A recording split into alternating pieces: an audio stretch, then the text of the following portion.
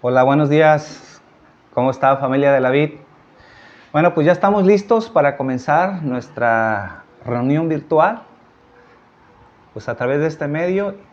Y obviamente, pues como quisiéramos estar en la iglesia, estar juntos, no es lo mismo. Poder enseñar, poder transmitir la palabra de Dios a través de estos medios, obviamente nunca se va a comparar a estar en la iglesia. Y en verdad oramos para que pronto podamos estar juntos con toda la familia, con todos los hermanos, para poder adorar juntos al Señor. Bueno, vamos a comenzar con nuestra serie, los 10 mandamientos, el decálogo de Dios. Y la semana pasada vimos el segundo mandamiento que dice: no tendrás dioses ajenos delante de mí y no te harás imagen. Entonces el tema del domingo pasado es: no te harás imagen. Hoy vamos a ver la segunda parte. Recordando un poquito de lo que vimos la semana pasada, estuvimos viendo que la esencia del segundo mandamiento es que Dios debe ser adorado en una forma adecuada. Es decir, no debemos comparar con nada, no debemos hacer ninguna representación de Dios con nada. ¿Por qué? ¿Por qué dice este segundo mandamiento? Porque Dios no puede ser representado con nada. Dios es incomparable, nada igual a su belleza. ¿Por qué? Porque en el momento en que queremos representar a Dios con una imagen, en automático estamos distorsionando la imagen de Dios. Ahora, también vimos que esta representación comienza en nuestra mente. Cuando tenemos una idea o un concepto equivocado de Dios, ahí mismo en nuestra mente se origina la idolatría. Por eso es muy importante cuál es la idea que nosotros tenemos de Dios. Y obviamente de donde nosotros nos informemos, de donde nosotros estemos aprendiendo de Dios, entonces será el concepto que tengamos de Dios.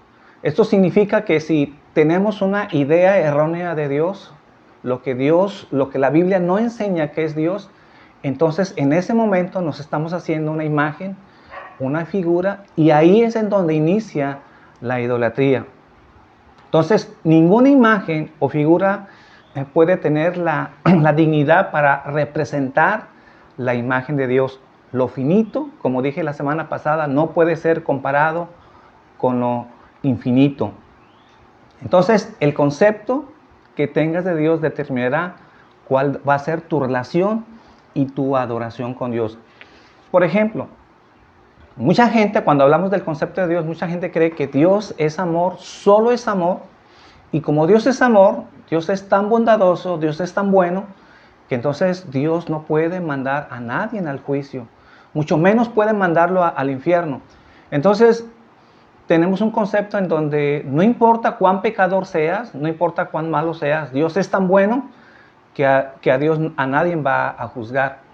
O al contrario, Dios es tan severo que no lo podemos complacer. Entonces, no importa cómo vivamos, no importa cómo sea nuestra vida, a final de cuentas, nunca vamos a llegar a la estatura o a la imagen de Dios y nunca terminaremos de complacer a Dios.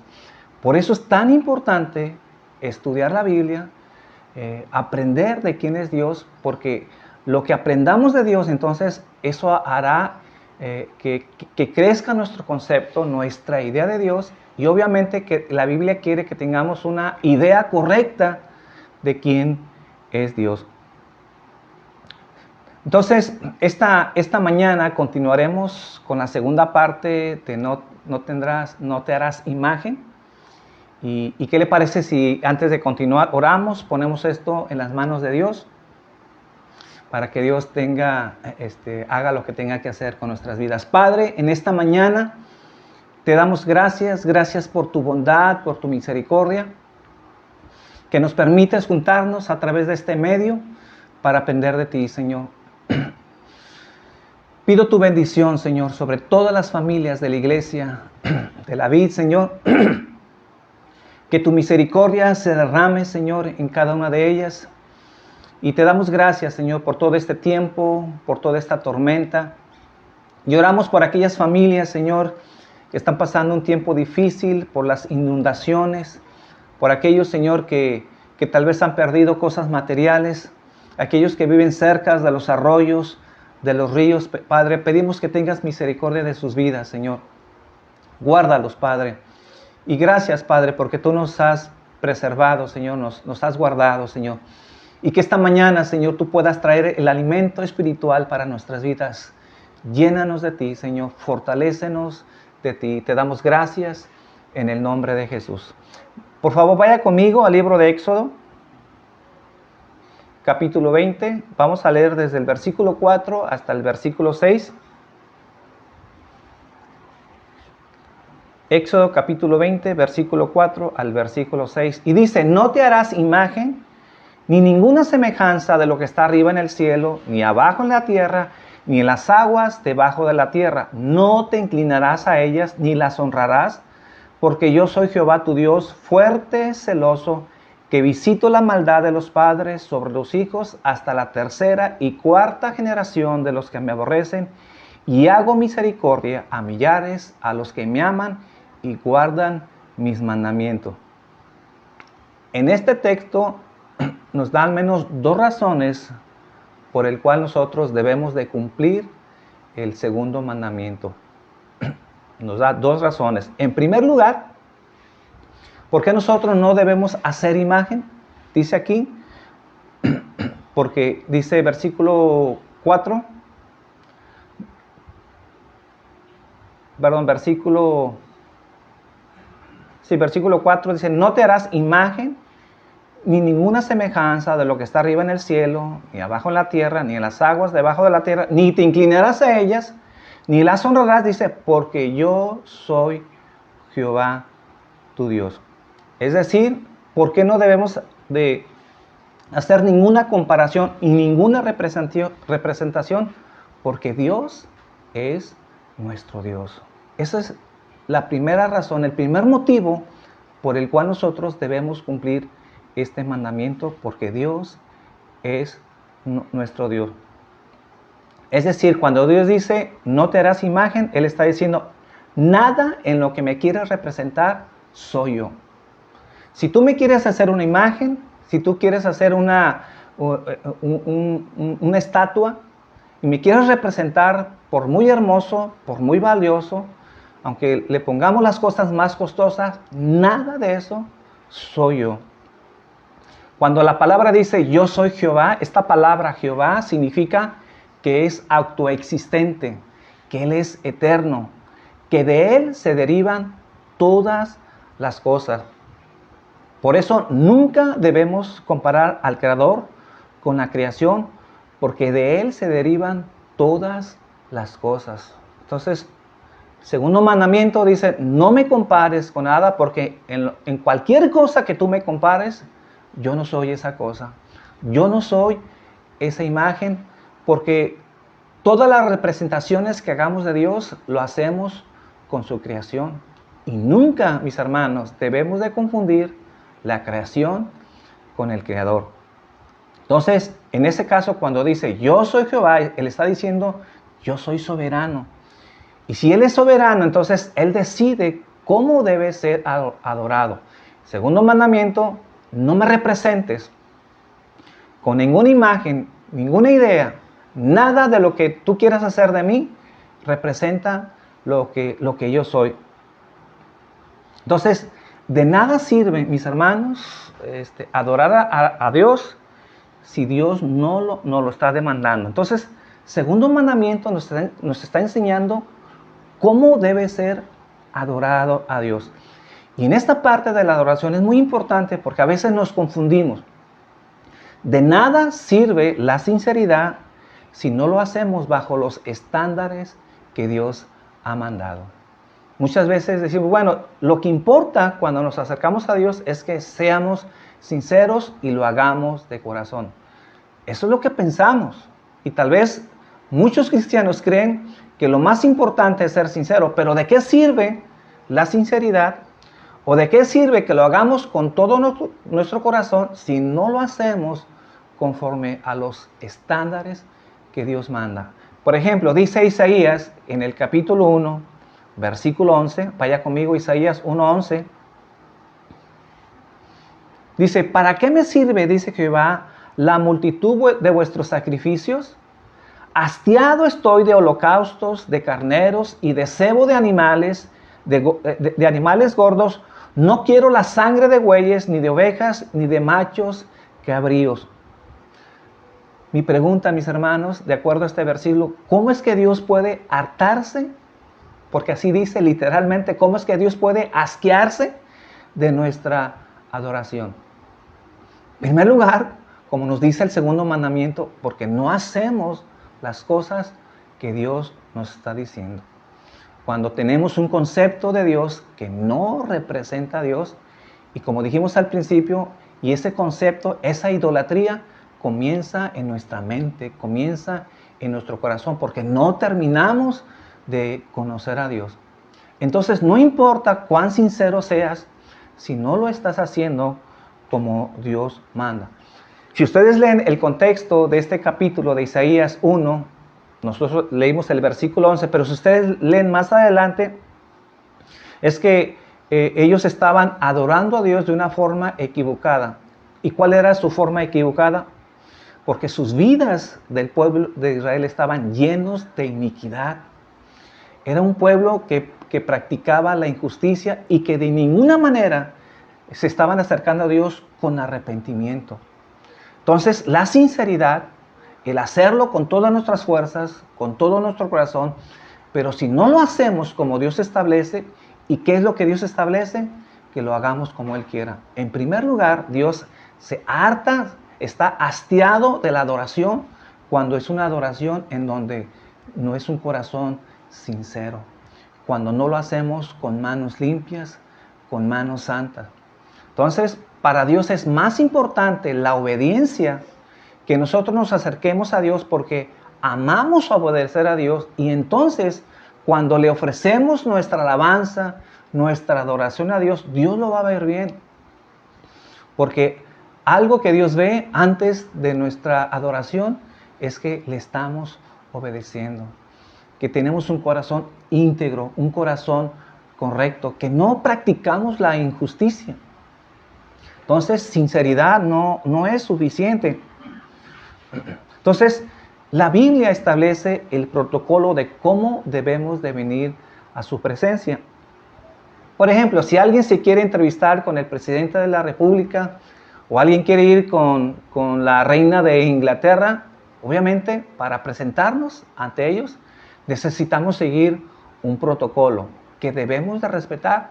Y nadie que no respete ese protocolo obviamente puede tener esa entrevista con un presidente, con un alto mandatario, sea quien sea, porque existen protocolos. Y del mismo modo, la corte celestial tiene un protocolo y debemos de respetarlo al pie de la letra. Jesús habló de seguir este protocolo. Por ejemplo, en el libro de Marcos, en el capítulo 7, versículo 6, si quiere ir conmigo, Marcos, capítulo 7, versículo 6. Respondiendo él les dijo: hipócritas, bien profetizó de vosotros Isaías, como está escrito: este pueblo de labios me honra, mas su corazón está lejos de mí. Pues en vano me honran, enseñando como doctrinas mandamientos de hombres, porque dejando el mandamiento, dejando su protocolo, Dios establece cómo debe ser adorado, pero cuando nosotros lo hacemos, como nosotros queremos, como se nos da la gana, dice, porque dejando el mandamiento de Dios, os aferráis a las tradiciones de los hombres. Es decir, dejaron el protocolo de Dios para hacerlo a su manera. Eso es lo que nos está diciendo Jesús. La segunda motivación para cumplir el segundo mandamiento es que Dios es celoso. Dice Éxodo capítulo 20, versículo 5. No te inclinarás a ellas ni las honrarás, porque yo soy Jehová, tu Dios fuerte, celoso. Cuando hablamos del celo de Dios, la Biblia está usando un lenguaje humano para transmitirnos una verdad. Ya hablamos la semana pasada que Dios es espíritu, pero para entender más de Dios, la Biblia le atribuye características y cualidades humanas para entender la grandeza de Dios, entonces está hablando en un lenguaje antropomórfico. Le da, a Dios se presenta como si fuera un ser humano. Y esa es la idea cuando la Biblia dice que Dios es celoso. Ahora, cuando la Biblia dice que Dios es celoso, nunca debemos de pensar que ese celo es igual como los hombres. Porque los hombres, de repente, cuando expresan su celo, de alguna manera tiene que ver con la envidia. Cuando ve a un vecino que compra un carro y que nosotros no tenemos el carro del vecino, entonces sentimos ese celo porque quisiéramos tener lo que el vecino tiene. O porque vemos que nos hace falta algo, que tenemos necesidad.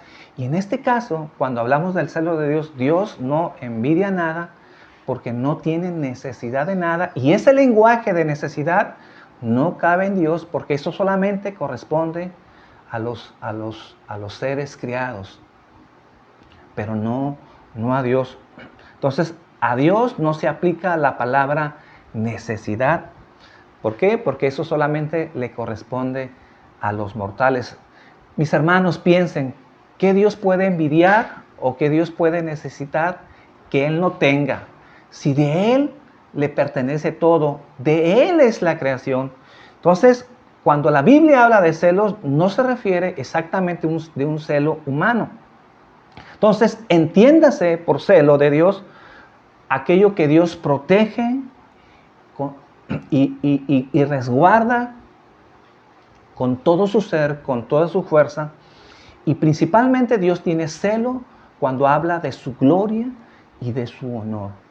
Si hay algo que la Biblia nos enseña que Dios es celoso, es cuando habla de su gloria, cuando hablamos de su majestad. Y Dios, cuando habla de ese celo, entonces Dios no tolera que se manche, que se hable mal, que tengamos una idea equivocada de su gloria, porque hay áreas en las cosas de Dios que Dios no va a tolerar y Dios no va a negociar con nadie. Por eso debemos de tener el sentido de lo sagrado, el sentido de respetar a Dios y de no jugar a Dios y de no comparar a Dios como cualquier mortal, como cualquier ser humano. Debemos de respetar su gloria y su honor. Cuando nosotros nos acercamos a Dios y no respetamos su protocolo, no le damos la gloria que Dios merece, entonces podemos decir que Dios es celoso en eso, y entonces Dios está determinante a no tolerar cuando nosotros le faltamos al respeto a Dios. Entonces, cuando hablamos del celo de Dios, estamos hablando de una actitud enérgica para defender lo que es suyo, aquello que Dios ama. Todo lo que Dios ama, como su iglesia, como sus hijos, entonces Dios lo va a defender. Dios va a ser enérgico. Así como un padre de familia defendería a sus hijos, o cuando a alguien le falta respeto a su esposa, obviamente veremos el celo del hombre y defenderá a su familia, y si es necesario, dará su vida por aquello que ama. Ese es el sentido que nos habla la Biblia cuando habla del celo de Dios. Aquello que Dios ama, entonces Dios lo va a proteger, Dios lo va a defender, y si es necesario, entonces Dios soltará su fuerza, su ira en aquello que están tocando, aquello que Dios ama, como sus hijos. Por eso, mis hermanos, cuando aprendemos más de Dios, como el celo de Dios, es por eso que nosotros podemos estar confiados y seguros de que Dios protege nuestras vidas. ¿Y por qué sabemos que Dios protege nuestras vidas? Porque aquello que Dios ama, como sus hijos, entonces Dios no se va a detener en nada para preservar aquello que Dios ama. Dios nos va a guardar, Dios va a cuidar de nuestras vidas y no va a tolerar que nada se lo quite. Así como una osa defiende a su cría, de la misma manera, así Dios defenderá a sus hijos. Entonces, es por ello que el segundo mandamiento nos enseña cuán celoso es Dios de su adoración. Dice Éxodo capítulo 20, versículo 5, quiero volverlo a repetir. Dice, no te inclinarás a ellas ni las honrarás, porque yo soy Jehová tu Dios, fuerte, celoso, que visito la maldad de los padres sobre los hijos hasta la tercera y cuarta generación de los que me aborrecen. Y hago misericordia a millares, a los que me aman y guardan mis mandamientos. Observen lo que estamos leyendo, el contexto que estamos leyendo del celo de Dios. Cuando habla aquí del celo de Dios, obviamente está hablando en el contexto del segundo mandamiento. Está hablando de su adoración, que no lo podemos representar con nada. Y entonces cualquier hombre, cualquier familia, y hablando aún las generaciones, sean cual sea la segunda, la tercera generación, Dios no va a tolerar cualquier generación que se desvíe de su adoración. Nadie quedará impune. Entonces, para Dios es algo muy importante. Si nosotros nos desviamos de la adoración, nosotros como padres, es muy probable que nuestros hijos no aprendan a adorar a Dios.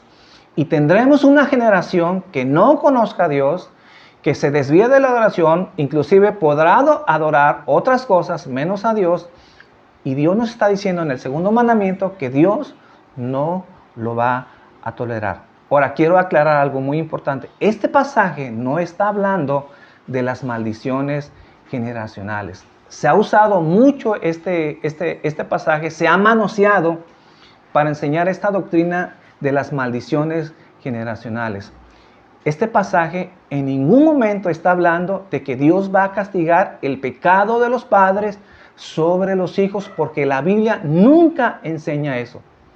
Si Dios castigara el pecado de los padres sobre los hijos, entonces tendríamos un Dios tirano, un Dios injusto, un Dios que no hace justicia correcta, porque ¿cómo los hijos pueden pagar los pecados o las consecuencias de los padres cuando los hijos no han cometido los mismos pecados que los padres? Entonces, Dios nunca castiga a los hijos por la maldad de los padres. Eso sería gobernar de una forma cruel y corrupta. Y en este sentido, obviamente, Dios no es un tirano.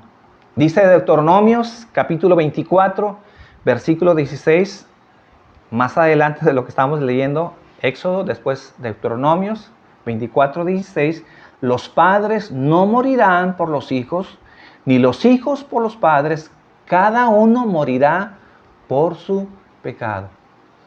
Entonces, no es correcto la doctrina de las maldiciones generacionales cuando se nos enseña en muchas iglesias, muchos predicadores, diciendo que tenemos que ser librados de las maldiciones generacionales, cuando en realidad Dios no está diciendo que visitará a nuestros hijos, a nuestros nietos o a nuestros bisnietos por los pecados de uno. Eso no está enseñando la Biblia. Dice Jeremías en el capítulo 31, versículo 29. En aquellos días no dirás más, los padres comieron las uvas agrias y los dientes de los hijos tienen la dentera. Los hijos, está diciendo, no sufrirán las consecuencias de los padres. Eso no es bíblico. Este pasaje de Éxodo, capítulo 20, no está hablando de las maldiciones generacionales. Cada quien será responsable de sus pecados. El pecado es una responsabilidad individual de cada persona. Quien comete el pecado es quien sufrirá las consecuencias. Pero ningún pecado de los padres, los hijos sufrirán las consecuencias. Por ejemplo, ha habido padres impíos que no aman a Dios, que no respetan a Dios, padres que maldicen a Dios, más sin embargo veremos hijos que sí amen a Dios y que no sufrirán el castigo de los padres. Y eso lo vemos en el libro de los Reyes. Si ustedes leen el libro de los Reyes, van a ver que muchos reyes fueron reyes paganos que adoraron imágenes, que aborrecieron a Dios, más sin embargo sus generaciones siguientes no hicieron los mismos que los padres, y vemos la bendición de Dios sobre los hijos. Ahora, hay que aclarar, es verdad que el pecado de los padres puede influir en la vida de los hijos, claro que sí.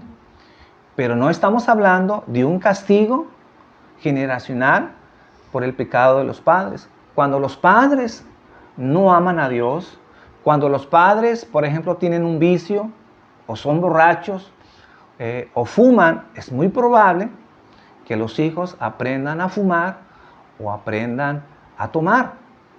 Y entonces, esa es la manera en que a través de la influencia de cómo nosotros vivimos, cómo nos comportamos, los valores, la manera en que actuamos, obviamente afectará a nuestros hijos. Y si nosotros hacemos ver que el tomar, el beber, el fumar es normal, entonces nuestros hijos y nuestras generaciones es muy probable que aprendan a hacer lo mismo. En ese sentido, entonces los hijos pagan las consecuencias. ¿Por qué? Porque aprenden de lo que ven de sus padres.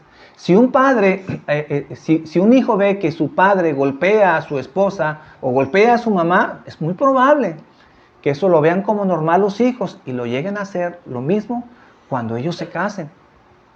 Entonces, los hijos sufrirán las consecuencias, al igual que los padres, sí, porque los hijos siguen cometiendo los mismos, son culpables por sus propios pecados. Entonces, si un padre no instruye a sus hijos en los caminos de Dios, entonces veremos hijos impíos en la perdición. De ahí la importancia de que nosotros estemos enseñando a nuestros hijos los caminos de Dios. Pero algo muy importante de esto que estoy diciendo es algo que debemos de entender en cuanto a la enseñanza de nuestros hijos y sobre todo cuando digo hijos perdidos, entiéndase, pues cuando digo hijos perdidos no necesariamente es que vivan en las drogas, porque a veces malentendemos este concepto. Un hijo perdido no necesariamente está en las drogas, está en los vicios, es un hombre mujeriego, borracho, irresponsable. Inclusive podemos tener hijos muy bien educados, hijos prósperos, profesionistas, pero que van rumbo al infierno. ¿De qué sirve tener hijos educados en las mejores escuelas, hijos que viven bien, que tienen una buena profesión, pero que no saben de los caminos de Dios? A eso me refiero cuando digo hijos perdidos. Porque no necesariamente es que estén en las drogas o que sintamos que están viviendo una vida disoluta en donde viven en los vicios. Pueden ser muy educados nuestros hijos. Como dije, profesionistas, más sin embargo, no conocer a Dios y ir rumbo a la perdición. Entonces, si Dios visita a las generaciones, a las futuras generaciones para juicio, es porque esa generación sigue aborreciendo a Dios porque no conocen a Dios. Entonces, esta advertencia está obviamente en el contexto del segundo mandamiento de la adoración. Dios es celoso de su adoración y es una advertencia para nunca perder de vista a quién estamos adorando. Entonces, por ejemplo, ¿cómo es que la iglesia a veces se desenfoca de la adoración? Es muy común, mis hermanos, ver en las iglesias que la gente está levantando las manos, la gente está entregada, pero en realidad no está adorando a Dios. A veces la misma música se vuelve nuestra forma de adoración. Llega a ser más importante la letra o el cantante. Hacemos de esos levitas artistas. Los tratamos como artistas porque inclusive cuando llegan a las iglesias hasta les hacemos vallas, les aplaudimos, no queremos que la gente se le acerque. O inclusive los mismos cristianos se acercan a esos levitas para que le den un autógrafo. Los tratamos como si fueran personalidades de la farándula. Y obviamente en la iglesia cuando no estamos concentrados a qué vamos y a quién adoramos, entonces muy fácilmente nos desviamos. A veces solamente vamos a la iglesia porque estamos pensando en nuestros gustos, en nuestro beneficio, en nuestra adoración, pero no estamos pensando que el enfoque principal es exaltar a Dios aparte de mis necesidades. A veces la adoración solamente se vuelve en algo que me haga sentir feliz, que me haga sentir a gusto, y perdemos el enfoque hacia quién, hacia dónde vamos a la iglesia y a quién en verdad estamos adorando. Entonces, a veces el tiempo de alabanza se convierte, sí, en una fiesta, en un regocijo, pero a veces más se parece más a una fiesta callejera y se pierde la reverencia y la solemnidad que debe tener en la iglesia. Ya hemos aprendido que debemos de tener gozo, debemos de tener alegría, pero nunca debemos de perder la solemnidad y la reverencia a Dios. Debe de haber un balance entre las dos cosas. Si solamente tenemos solemnidad, pues obviamente pareciera que estamos tristes en un funeral. Pero si solamente lo hacemos con alegría y no lo hacemos con orden, entonces se vuelve en una fiesta callejera y perdemos la esencia de nuestra adoración y de nuestra alabanza. Entonces, ¿cómo las bendiciones de Dios pueden alcanzar nuestras futuras generaciones? Dice el versículo 6, y hago misericordia a millares, a los que me aman y guardan mis mandamientos.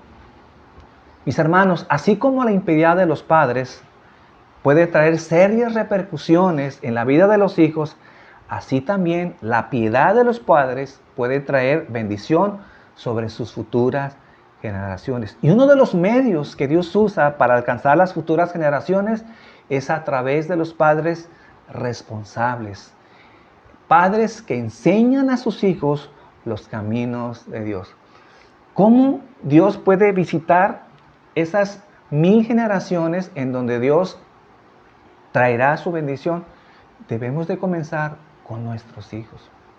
Si nosotros enseñamos bien a nuestros hijos a que amen a Dios y sigan esos caminos de Dios, entonces muy probable que nuestros hijos enseñen a sus hijos a amar a Dios.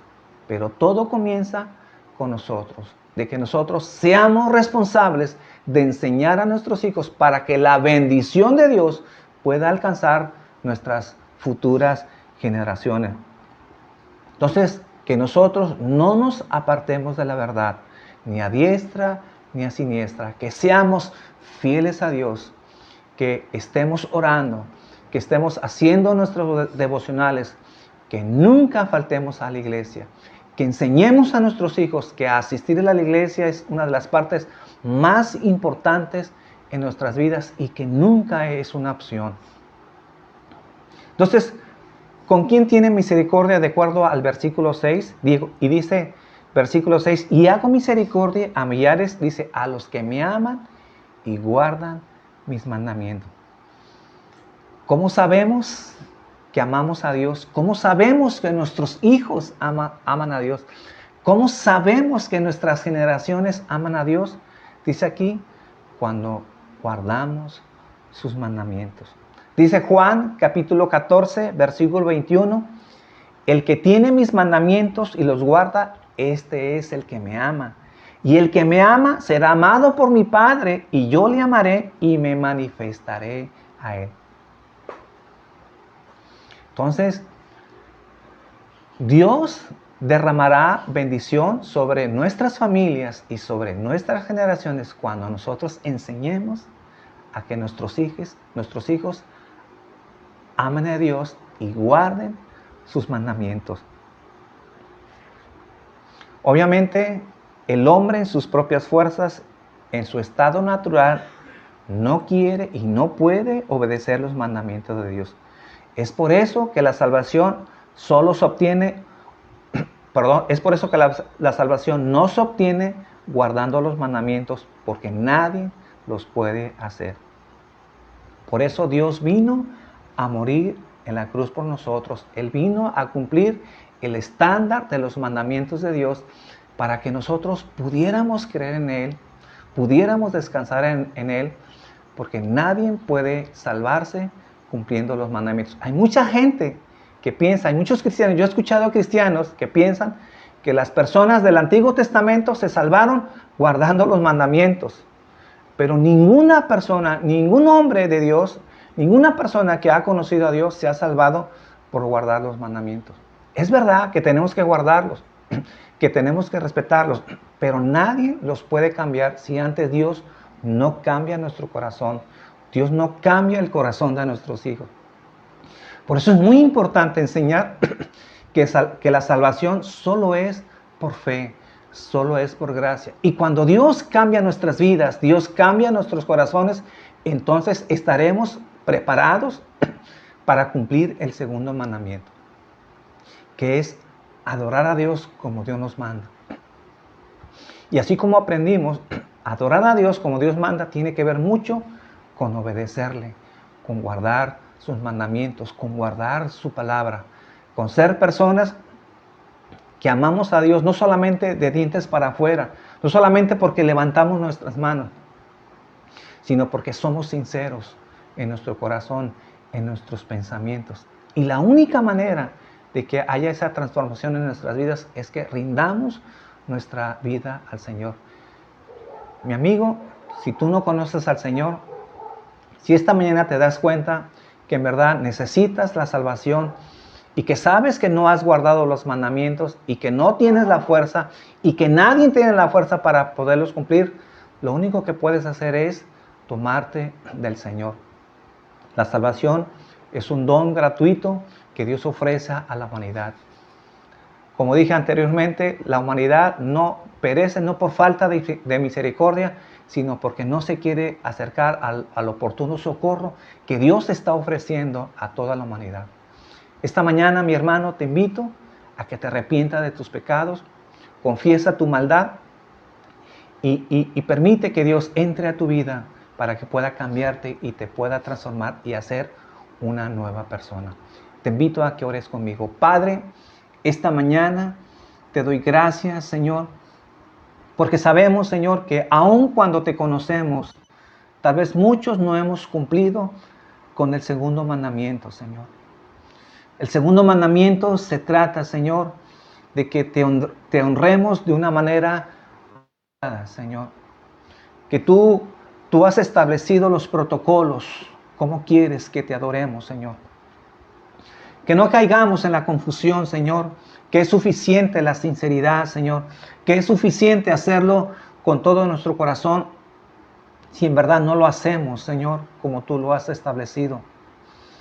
Que antes que otra cosa, Señor, tú mandas, Señor, que nuestro corazón sea un corazón íntegro, que sea un alma, Señor, que practica, Señor, la santidad, que aborrecemos la maldad, que aborrecemos el pecado, Señor, y que somos personas, Señor, que entendemos que separados de ti nada podemos hacer, Señor. Esta mañana yo te pido que si hay alguien, Señor, que necesita de tu gracia, de tu misericordia, que tú lo puedas abrazar, Señor.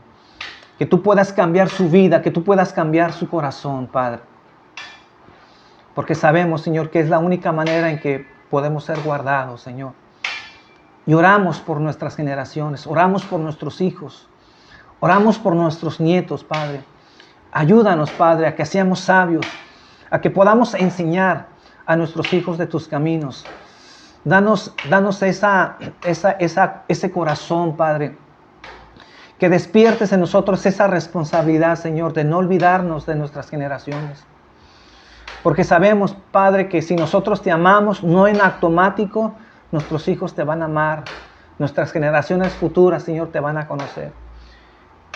Tiene que ver con un trabajo, Señor, con una dedicación, con una responsabilidad, Señor, de instruir a nuestros hijos, Padre. Y te pido perdón, Señor, porque muchos, Señor, me incluyo, Señor, te hemos fallado.